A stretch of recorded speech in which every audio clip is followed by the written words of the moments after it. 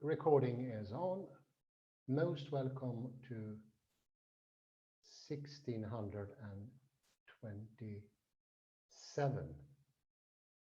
And we will today start with a new article by Jesse Hoover of Baylor University. It is from 2021, October, and titled The Apocalyptic Number 616 and the Donatist Church.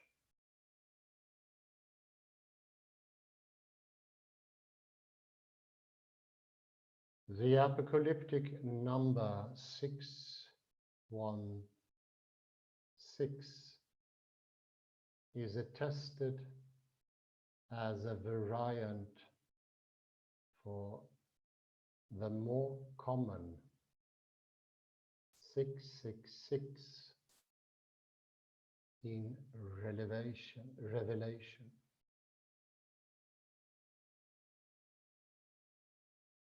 As early as Irenaeus, as well as in several ancient Greek manuscripts.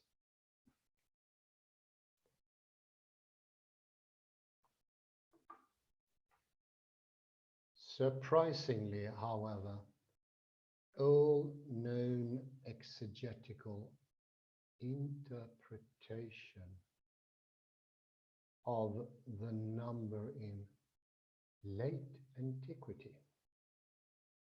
and the early medieval era can be traced back to just two sources derived from the Donatist Church in North Africa. Tychonius Expositio Apocalypseus and the anonymous Liber Genealogus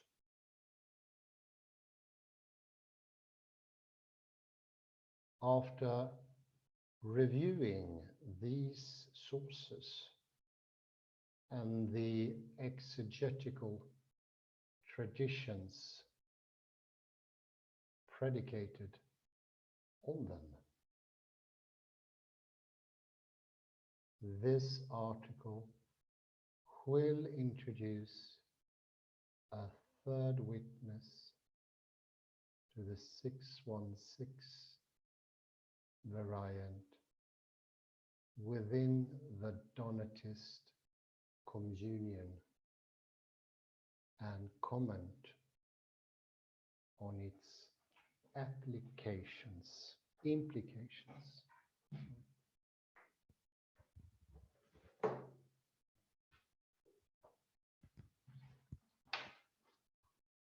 According to Revelation 13:18,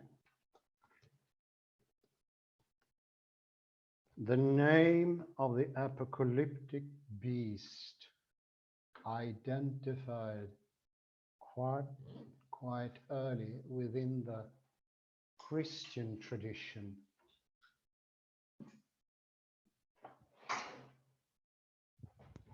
as the Antichrist may be deciphered as follows.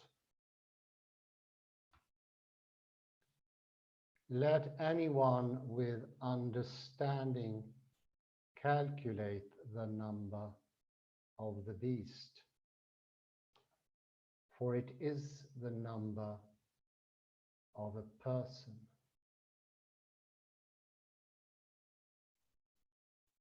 Its number is 666.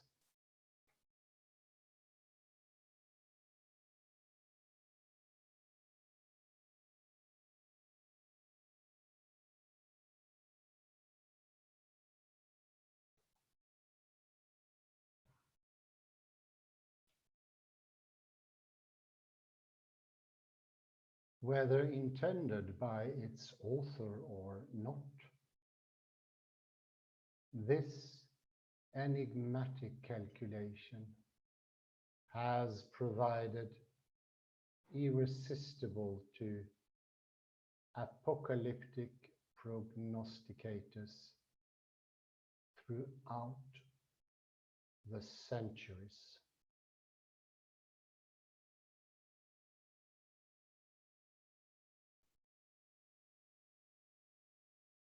Ubiquitous as it is among popular speculation.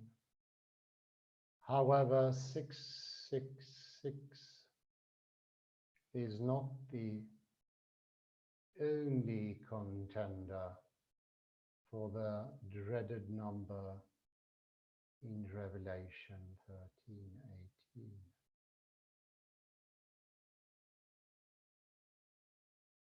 Quite early in the Christian tradition,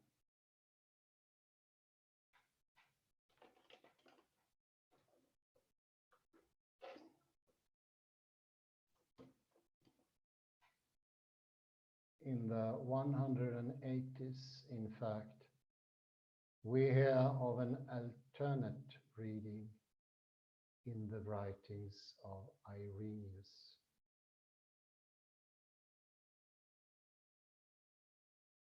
Some, though I don't know how, have erred following a particular reading. He writes in the final book of Against Heresies.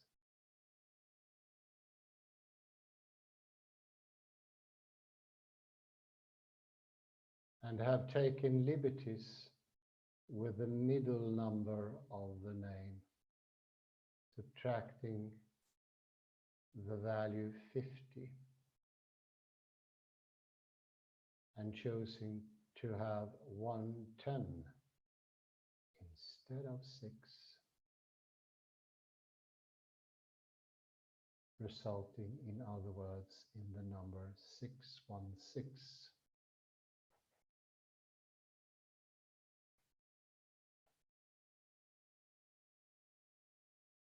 Irenaeus, of course, was certain that his opponents were mistaken. For modern scholars, could we have the text all the way up to the black? It's easy to read. But modern scholars directly under the black, if possible. Up a bit more.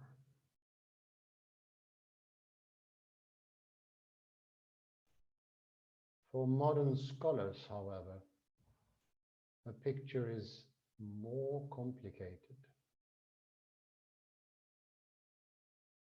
There are, in fact, 3 Greek manuscripts that preserved the variant reading: Oxyncus Papyrus, Cordus Ephraemiris Scriptus, and the lost manuscripts, Petavianus II, described by John Mill and Johann Bengel in their critical editions of the Greek New Testament before vanishing sometime in the late 18th century. These early Greek witnesses have led to a re-evaluation of the relationship between the 2 numbers.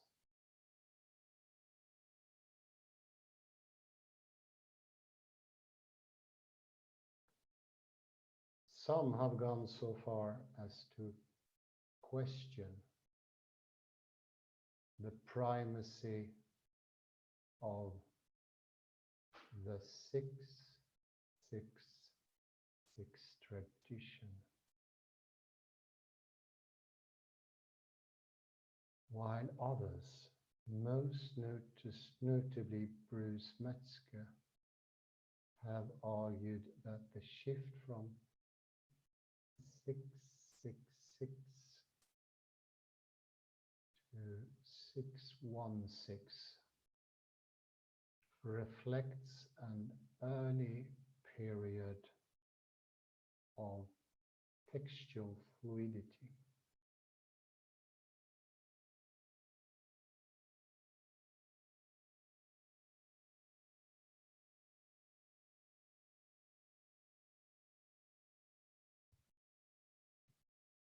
The purpose of this article, however,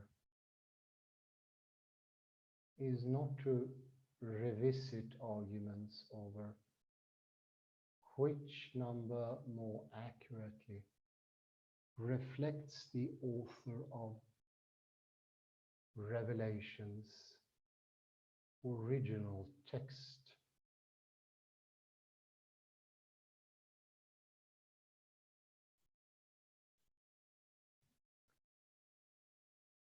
Instead, it will focus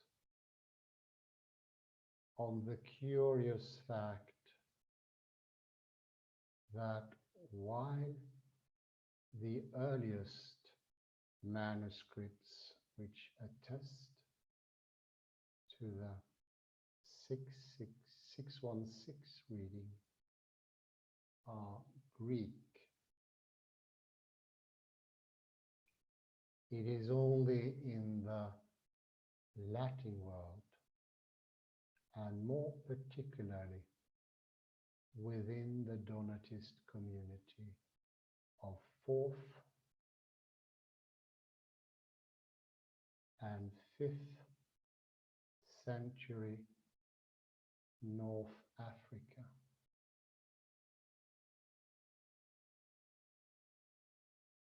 that exegetical traditions predicated on the variant number are found.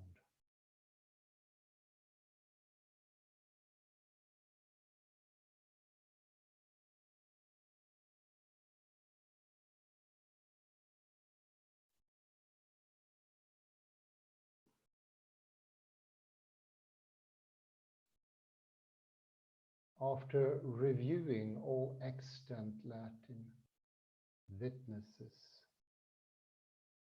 to the 616 reading that are known at this time and demonstrating the common origin in just 2 Donatist sources,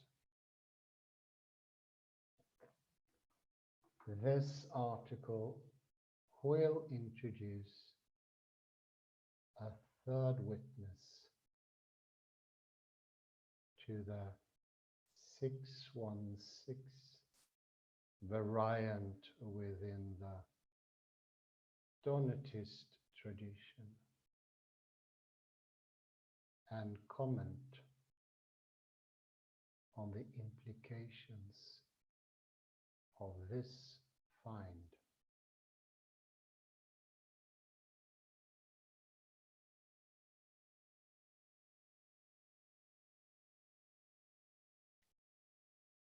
Latin witnesses to 616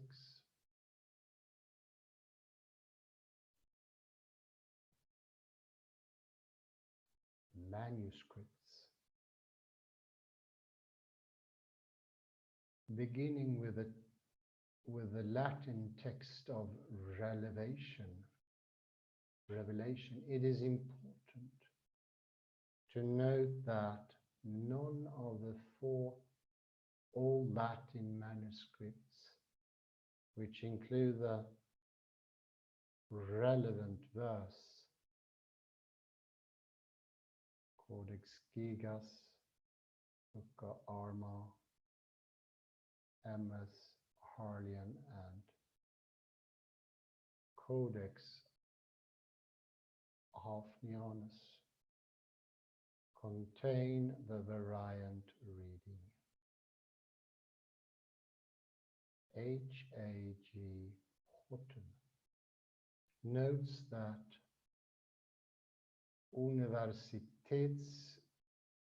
contained the variant reading 616.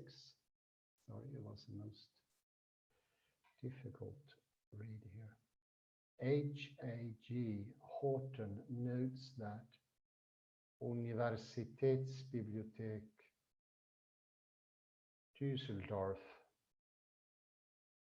MSB 3, a Vulgate manuscript from Corby, dating to the 9th century, preserves the variant number in the form of Sešenti Sedečin.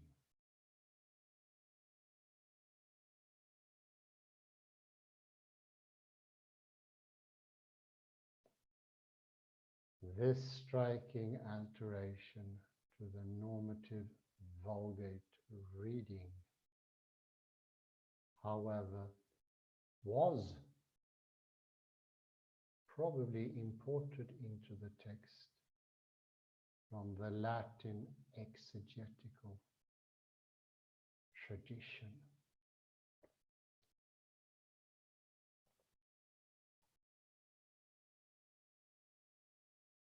The Tychonian tradition.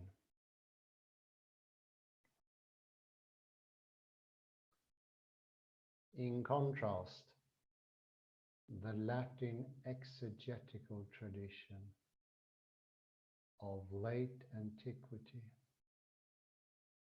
and the early medieval era shows evidence of significant interaction with the 616 reading.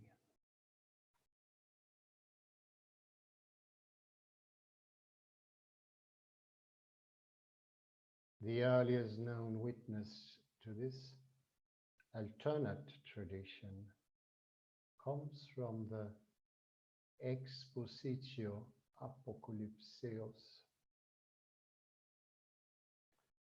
written about 370 CE by the Donatist theologian Tychonius.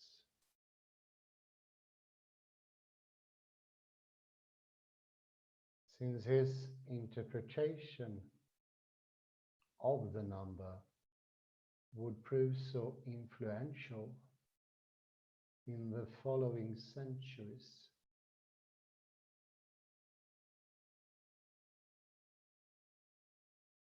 it is best to quote the relevant passage in full.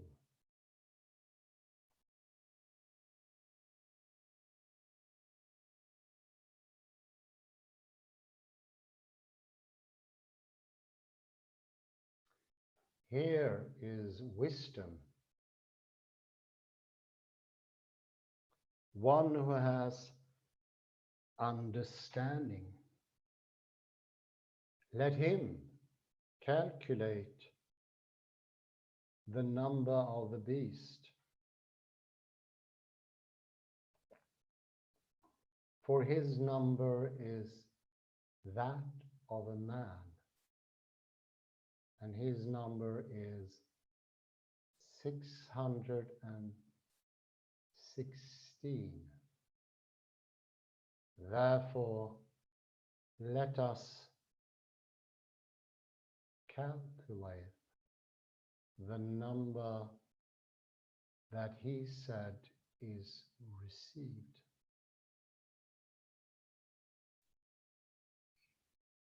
So that in the number we might find the name of the mark.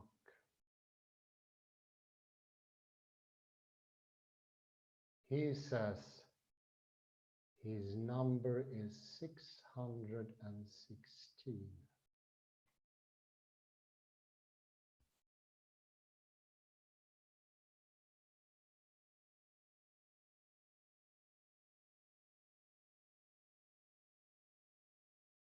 We should write this number according to the Greeks, especially since he is writing to Asia.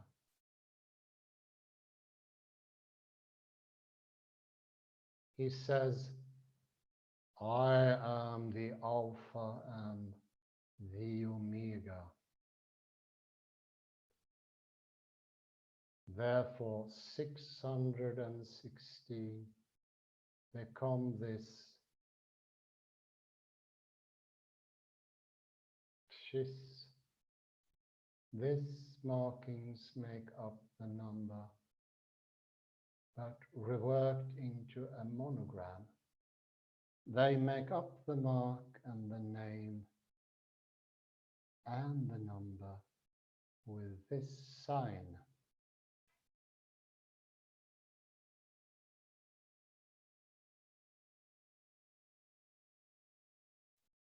Christ is understood,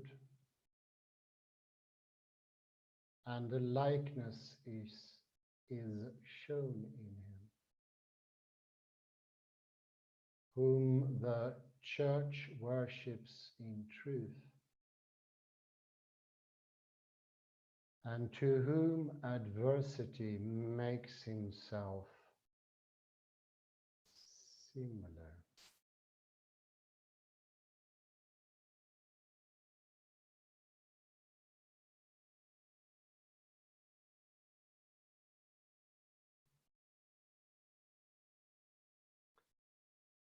A brief explanation is in order. Tychonius is arguing that the number 616, when written in Greek, Shis is the same as the first and last letters of Jesus Christ. When abbreviated as a nomen sacrum,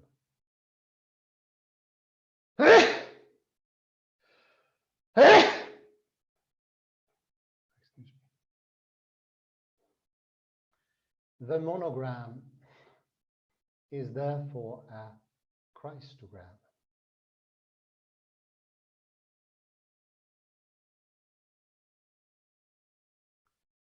Antichrist, in other words, camouflages himself within the church.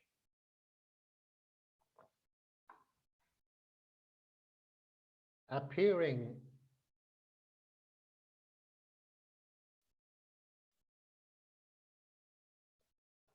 to be part of the body of Christ until he is ultimately expelled from it at the end of the world.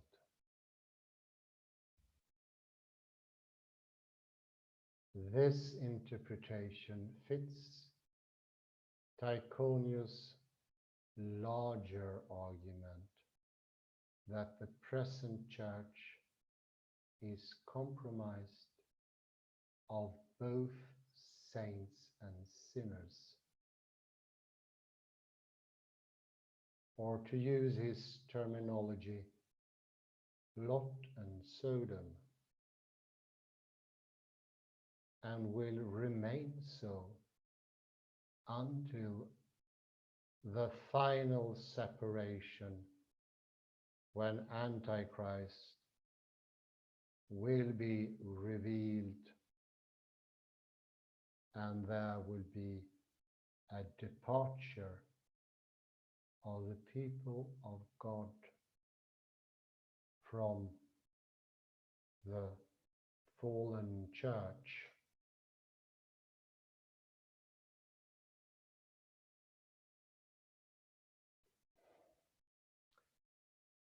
While this claim differs somewhat from more mainstream Donatist assumptions about the nature of the church. The Expositio Apocalypseos is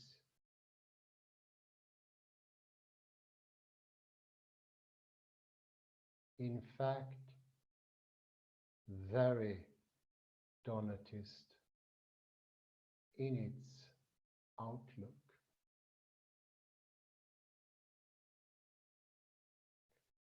Just as was done in Africa, Tychonius explains elsewhere. So it is necessary that Antichrist is to be revealed in the whole world, and in the same way to be overcome everywhere by the church, where he was overcome by her in part for the purpose of showing the way that the last struggle will happen.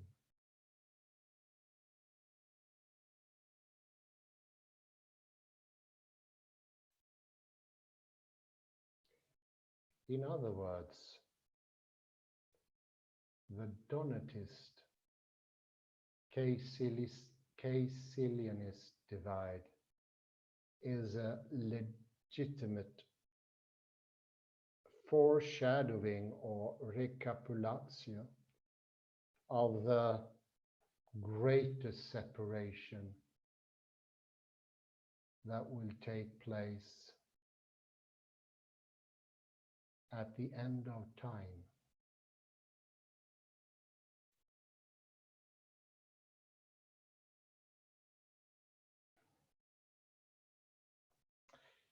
Later Catholic writers did not share Tychonius' views regarding the legitimacy of the Donatist communion.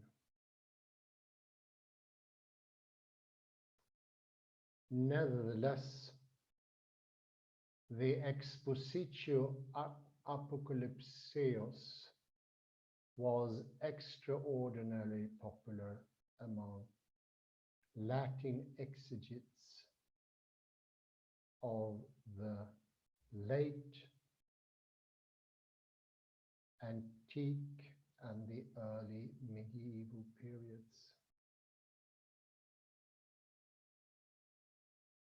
Hailed as a rose among thorns by the Venerable Bede, or more crudely, a precious gem embedded in dung by Primasius of Hodrumetum. Tychonius' recapitulative understanding of revelation became the dominant mode of apocalyptic exegesis during this time period. Can we have the text a bit up, please?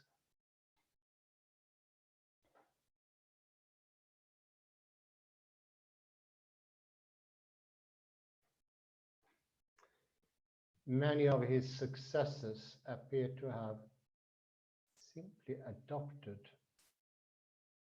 the schismonogram.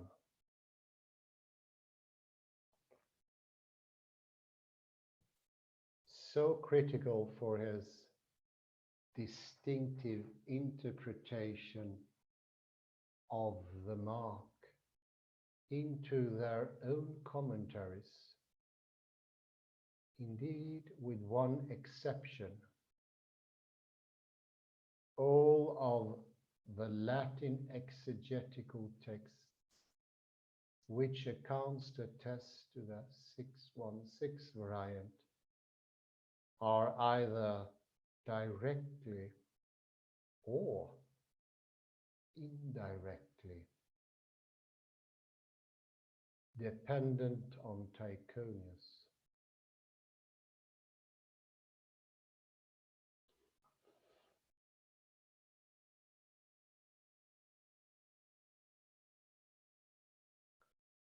The first known commenter to incorporate Tychonius' explanation of the mark into his own work was Caesarius of Arles,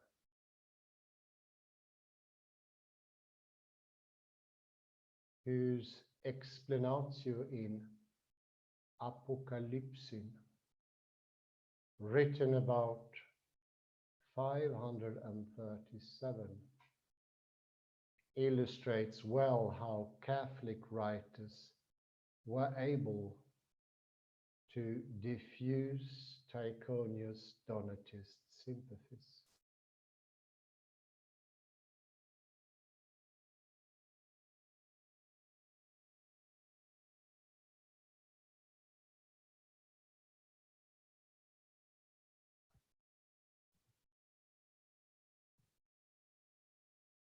After directly quoting the Donatist writer's explanation of the schismonogram, Caesarius adds, in their opposition, the heretics make something similar to this sign for themselves.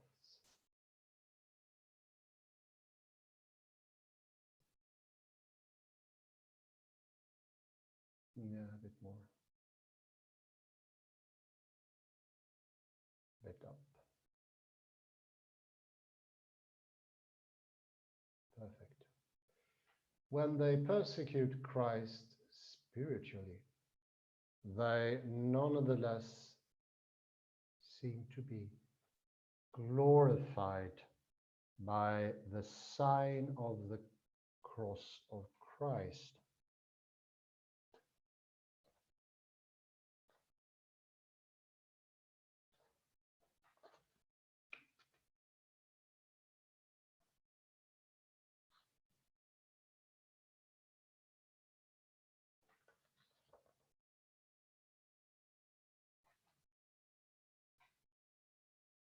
For this reason, therefore, it is said that the number of the beast is the number of a man.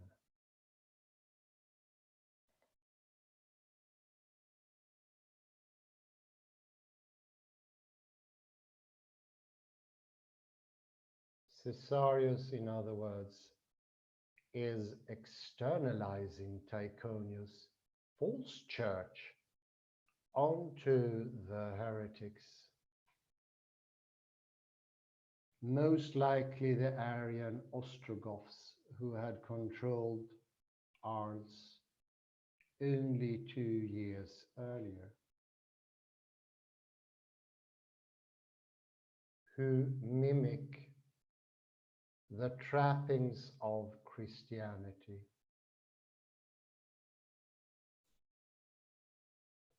but whose true beliefs are inimical to it.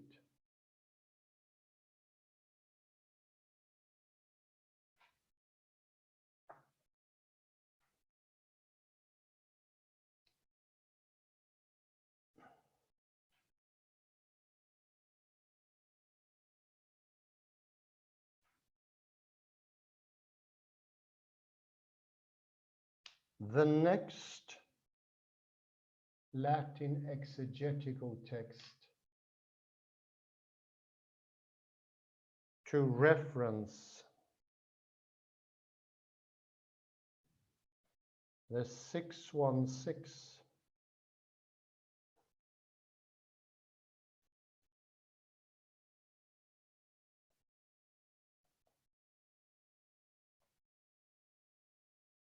is the anonymous Demonogramma, which likely dates between the late 6th and 7th centuries. The author is aware that both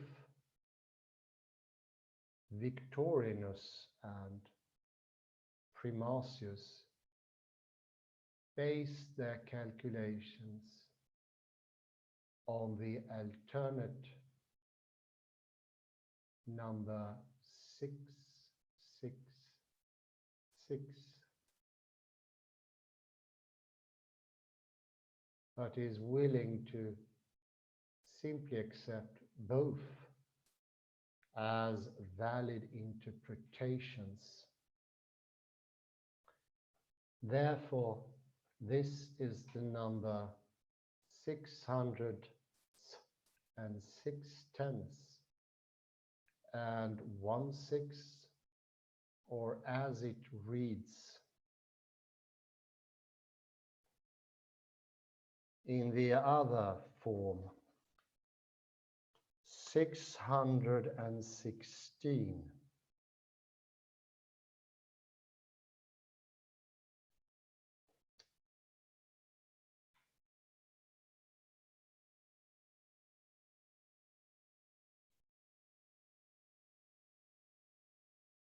And this number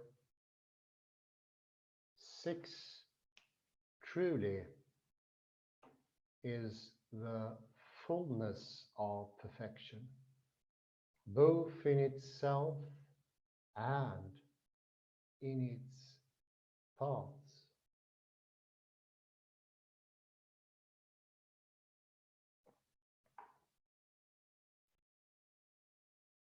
Two further texts,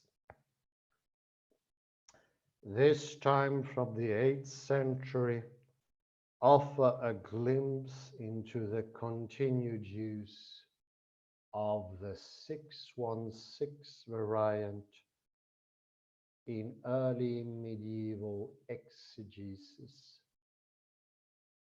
A section of the so-called Irish Reference Bible entitled De Enigmatibus ex Apocalypsi Johannis, likely composed between 725 and 800. And the glossa in Apocalypsin, also known as the Cambridge gloss, which probably dates near the turn of the 9th century.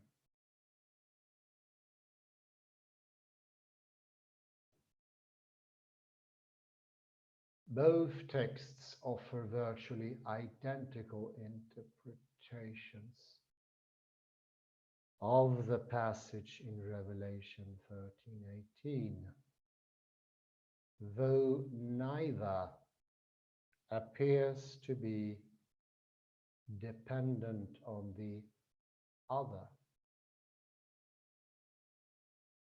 Rather, both commentaries likely relied on a lost Iberno-Latin gloss on the Apocalypse dating to the early 700s, which thus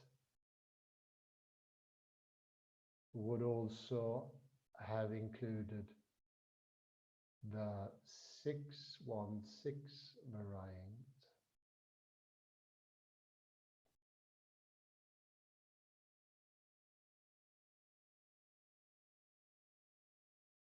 The lost gloss, as well as its two descendants, are clearly dependent on Tychonius for the number, as both surviving texts reproduce the schistogram interpretation pioneered by the Donatist author.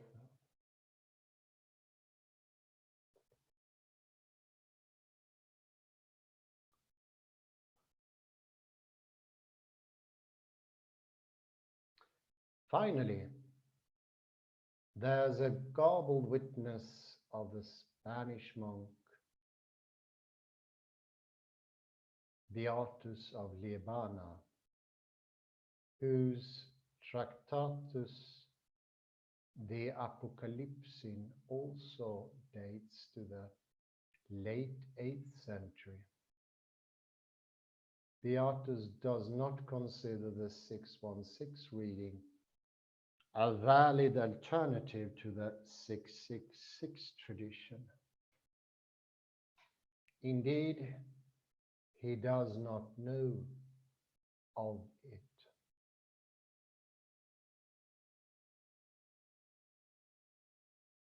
However,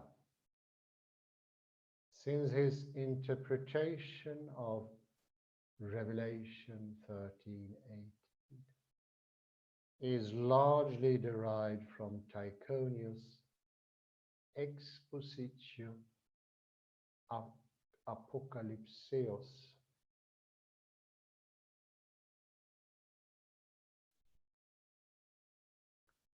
it preserves a garbled memory of the variant number.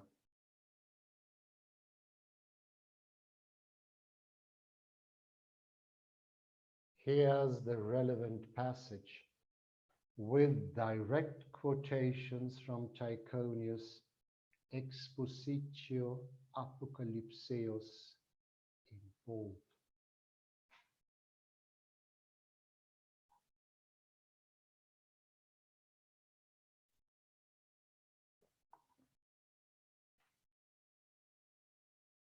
His number, he said, is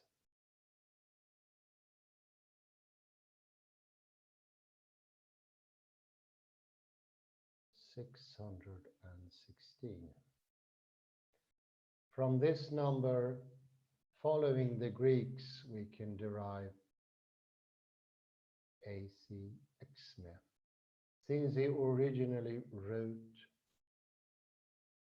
on account of those in Asia, who were its recipients.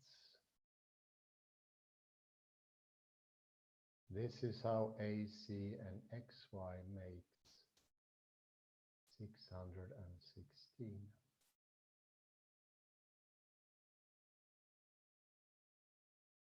These variants, these markings make up the number that reworked into a monogram. They make up the mark and the name and the number with the sign.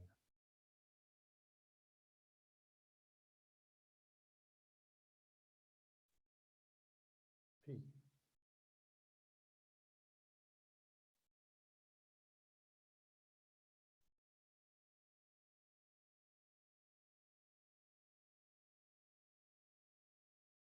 Beatus' dependence on Tychonius is obvious,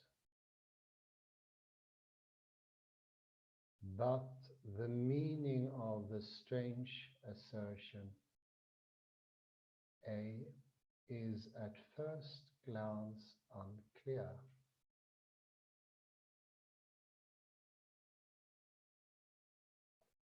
The Bishop of Liébana's ingenious attempt to force the allegedly Greek numbers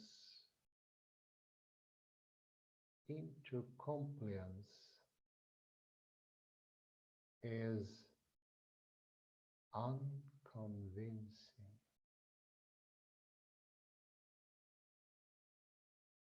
If only because he had to add 2 Greek letters to the name ME to successfully calculate the dread number 666. It's 666, yes.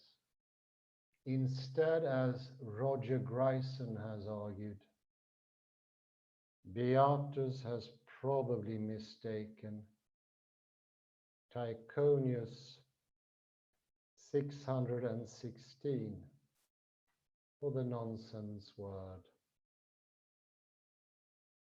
ACXY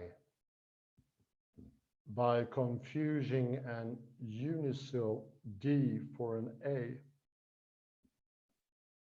and a ligatured VI for a Y.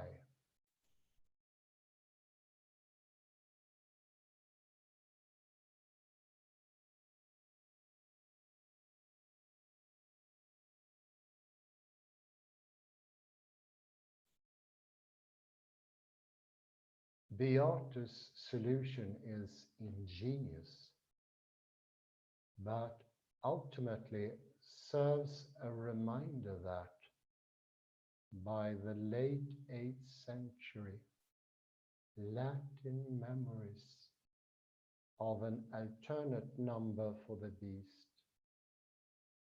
were fading.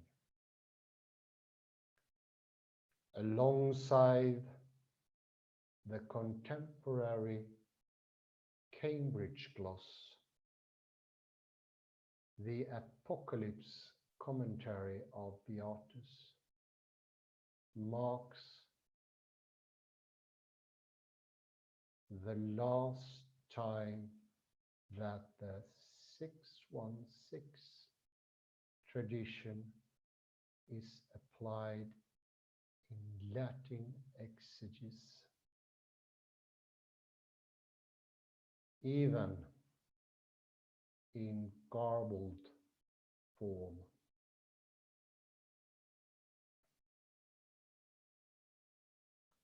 While several other writers from the 7th through the 9th centuries show signs of being either directly or indirectly influenced by Tychonius' Apocalypse commentary.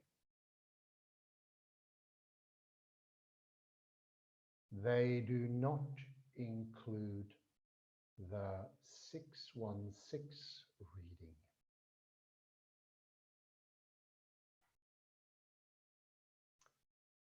The Liber Genealogus tradition.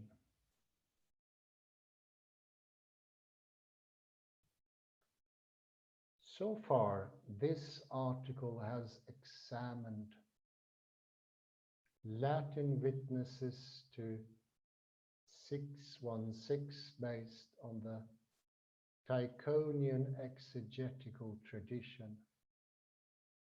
But there is another early witness to the apocalyptic number that does not appear to be dependent on Tychonius.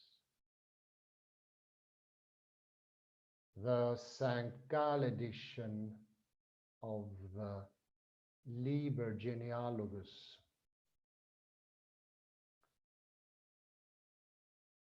The Liber Genealogus is a chronography which uses biblical genealogies and the imperial regnal years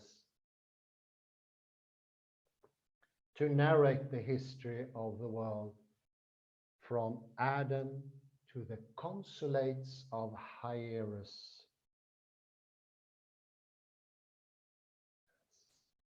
Up.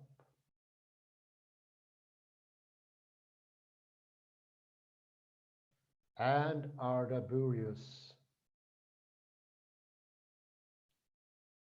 that is the year 427 AD, like the Apocalypse commentary of Tychonius.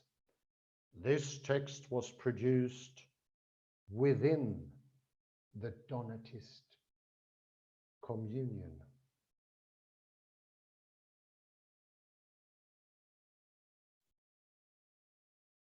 Interest in the Liber genealogies centers on the apocalyptic undercurrent that pervades the work. In his enumeration of the line of Cain, for example, the author draws a connection between the mark that God placed on the first murderer and the prophesied mark of the beast.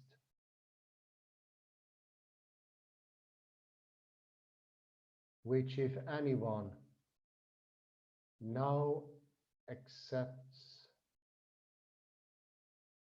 on his forehead or his right hand, he too will drink of the wine of wrath of God, mixed in the bowl of his wrath, and will be punished in the sight of his holy angels.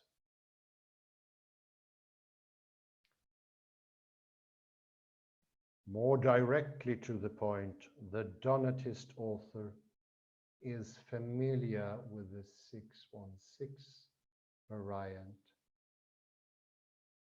and uses it in a radically different way than has been encountered thus far.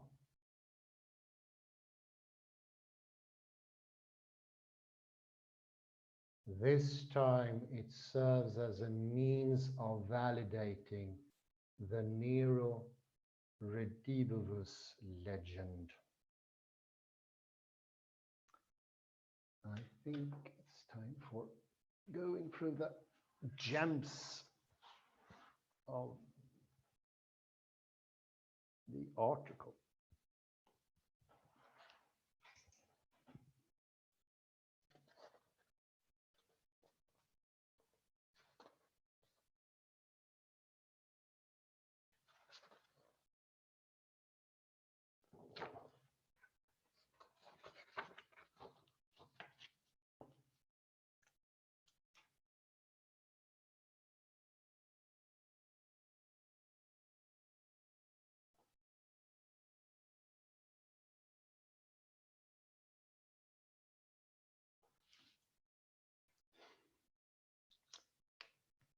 Well, let's see here.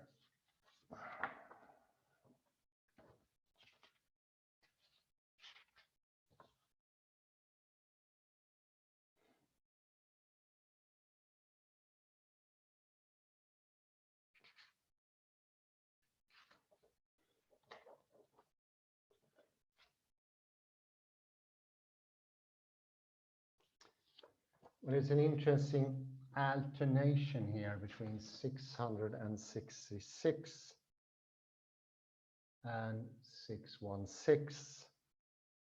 On page 713, I will jump a little bit forward and backward. But here, 8 or 7 lines down, we have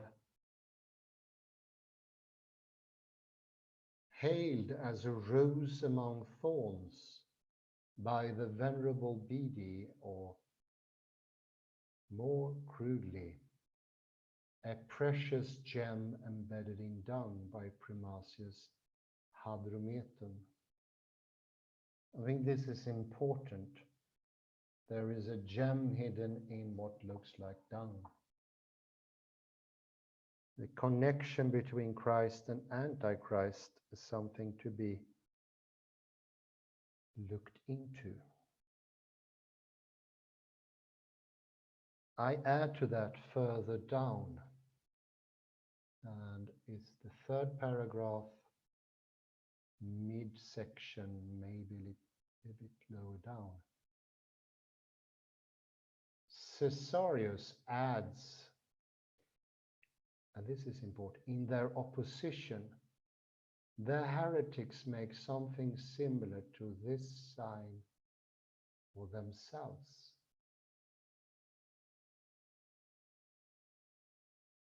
When they persecute Christ spiritually, they nonetheless seem to be glorified by the sign of the cross of Christ. I think there is a double-sidedness. Even in the very persecution, there is a they feel glorified by sign of the cross. It's a double take.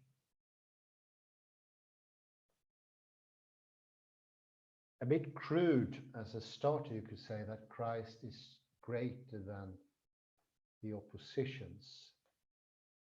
So even when he's opposed or persecuted, he will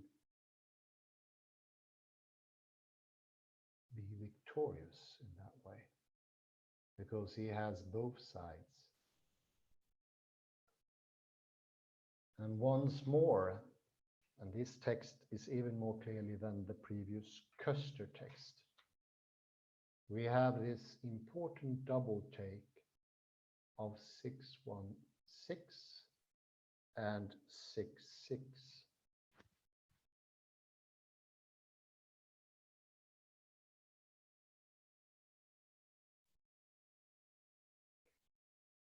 And I also find it rather interesting, adding to the whole thing without being too central.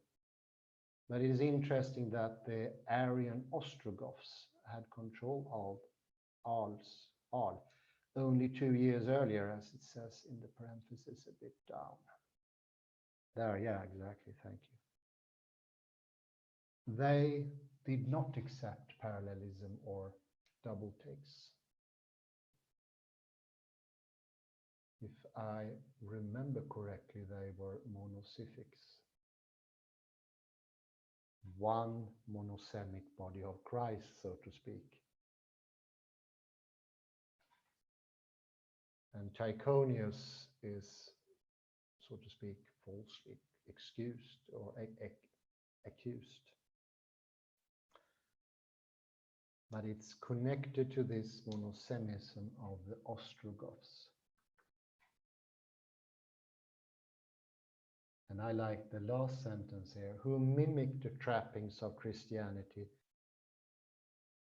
but whose true beliefs are inimical to it. This is the accusations.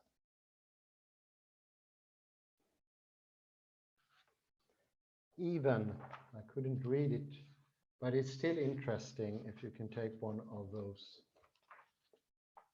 ambigrams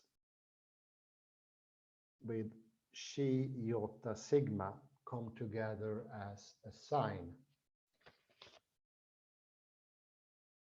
There's one at page 712.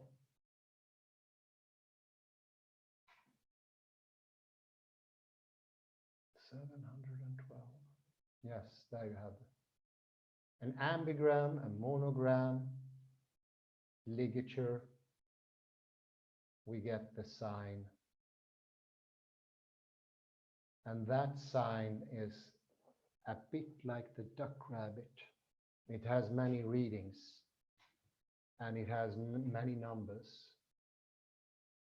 And it's, in a way, I would say here, this is my guess, I will not defend this position. Christ is greater than the oppositions because he is coming from both. He is the great before.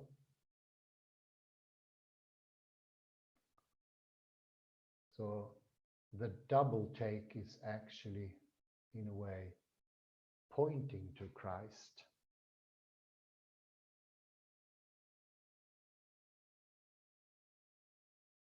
I was having a similar sign when I grew up and participated in the church work as a youngster, and there was a P with a cross over it, also a monogram of weight. also a monogram that we discovered had many meanings. The many opposing meanings makes for one stable meaning, something the Arianists of Ars, and that were dominating Spain as well for about 2.5 centuries, did not understand.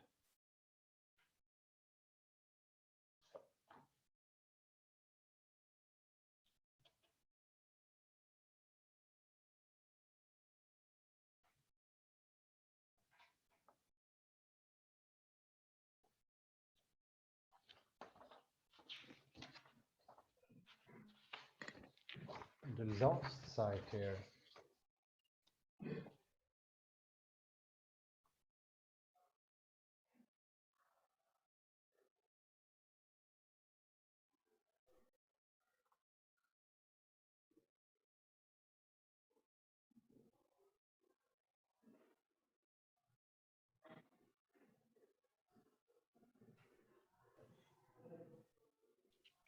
and I will just point to it, and it's on page 716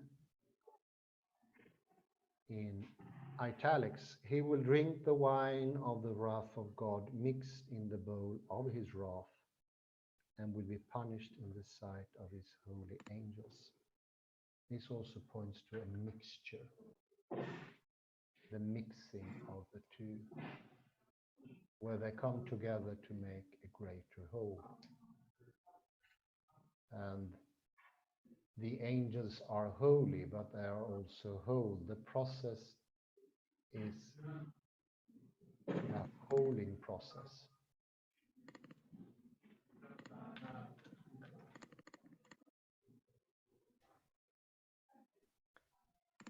So there is double takes. They are showing both sides, and even in the persecution, Christ is greater than one of the sides. Kalle, my dear colleague, are you there? Maybe you have a comments? Yes, I'm here. Excellent points with interviewness or interwovenness. Things are interwoven here, so it's a great quotation. Let me see. Your voice is also very clear. Continue with that direction. It's very clear. Thank you.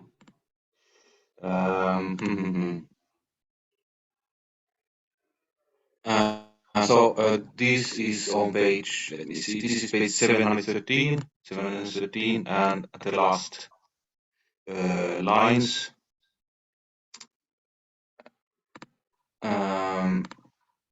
The next, I can read from here. The next Latin exegetical text to reference the 616 reading is the anonymous monogramma, which likely dates between the late 6th and 7th centuries. The author is aware that both Victorinus and Primasius based their calculations on the alternate number 666, but is willing to simply accept both as valid interpretations. So it's important that they were both as valid interpretations. Therefore, this is the number 606 tenths and 1/6, or as it reads in the other form 616. And so this is interesting that both there is no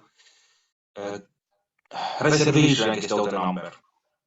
And the other important thing is here, the continuation here.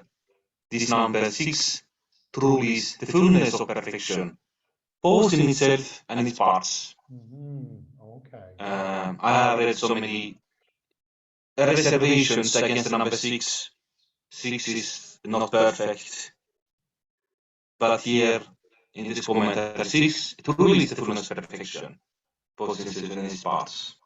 So, as you see, you can read so many different interpretations about the number 6. And here, usually this is number 8, which is perfection. But here, the 6 is also perfection.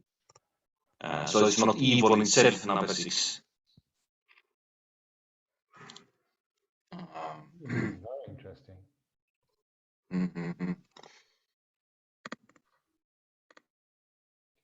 Yes, both readings show the full format and also the distinctiveness, indeed. Yes, absolutely both. And let me return to the quotation that you mentioned. And this is, let me see, this is from Tychonius, around 370 Common Era. And as you mentioned, I'm the Alpha Omega, therefore 616 become this X iota sigma stigma. And then it can be this.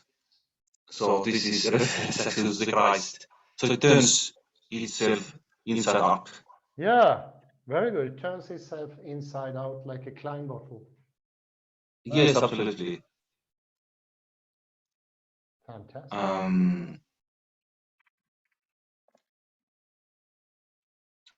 And adversity. So the devil can transform itself, so to say, into angel of light.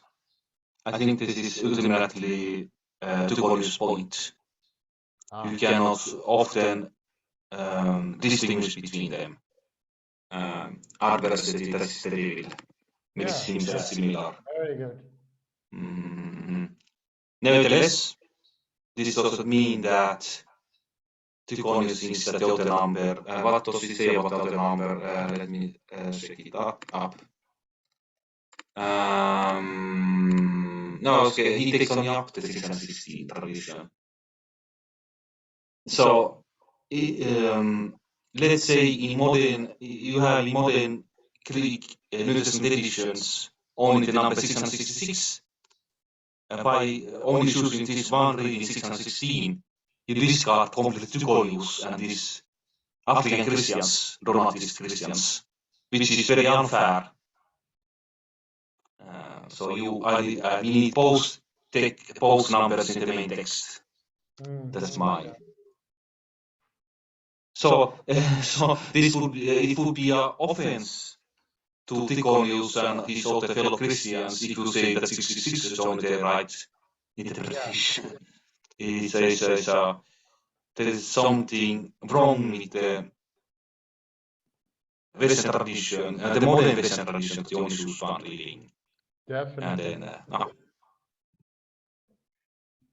so to be honest, I think we have to save a list up to Tychonius. I think his interpretation is genial, ingenious. Yes. No, that is what I wanted to say.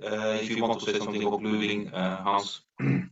No, I really liked it. The monogram is fantastic. It's ambiguous in a way, but at the same time, thanks to the ambiguity, it is absolutely clear.